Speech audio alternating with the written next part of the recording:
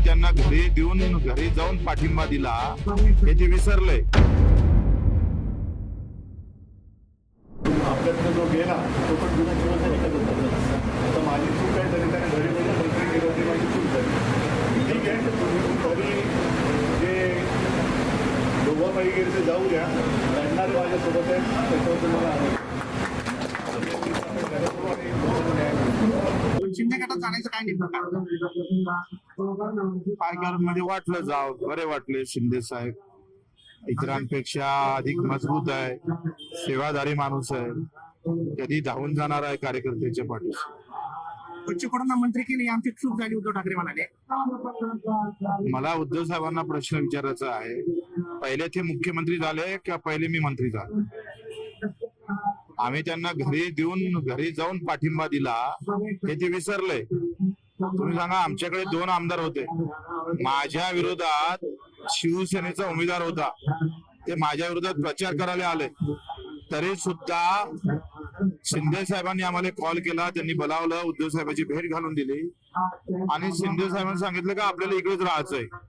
त्यावेळेस बीजेपी, काँग्रेस, राष्ट्रवादी सगळे आमचे पाठिंबा मागत होते. तेव्हा उद्धव साहेब असे म्हणायचे का तुम्ही अपक्षाने जर मला बाजूने उभं केलं तर माझी मुख्यमंत्र्याची जे पद आहे ते मजबूत होऊ शकतं. तर आमचे शिवसेनेचे आणि तुमचे अपक्ष जाऊन भिडले तर माझी संख्या मोठी होतं आणि आमची दावेदारी वाढतं. आता हा चांगला विचार करून आम्ही त्यांना घरी जाऊन पाठिंबा दिला. आणि पहिले मुख्यमंत्री होते का नंतर मंत्री होते हे उद्धव साहेबांना सांगावं. तुम्ही तिकडे गेला असाल. आमच्यावर एक टीका होती की तुम्ही सत्तेसाठी आता शिंदे गटामध्ये गेला, विरोधी पक्षामध्ये राहून जनतेचे प्रश्न रस्त्यावर तुम्ही मांडत होता. आता तुम्ही हा प्रश्न अशोकराव चव्हाणला विचारला कधी? 2 वेळा ते मुख्यमंत्री होते तरी सुद्धा ते बीजेपी गेले, त्याला तुम्ही प्रश्न विचारत नाही. मोठा आहे म्हणून का?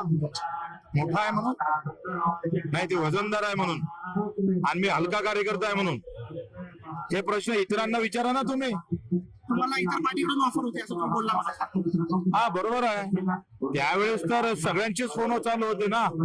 शरद पवार साहेबांच्याकडून, राष्ट्रवादीकडून आम्हाला फोन होत आहेत, काँग्रेसकडून होत आहे, भाजपाकडून होत आहेत. तरी आम्ही उद्धव साहेब मूळचा शिवसैनिक असल्यामुळं उद्धव साहेब मुख्यमंत्री झाले पाहिजे शिंदे साहेबांचा आग्रह होता आणि आम्ही पाठिंबा दिला त्यांना. गुवाहाटीला तुम्ही सर्वात अगोदर गेलात आणि तेव्हा त्यांनी कबूल केलं होतं का तुम्ही जर आम्हाला मुख्यमंत्रीसाठी उभे राहिले तर आम्ही तुम्हाला राज्यमंत्री करू, मंत्री करू.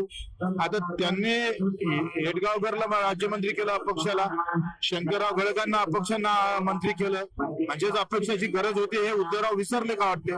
परभणीत इंधनासाठी 7 बार मागितला जातोय शेतकऱ्यांना. ते असं होत असेल तर आंदोलन करू, त्याच्यामध्ये सुधारणा करावी.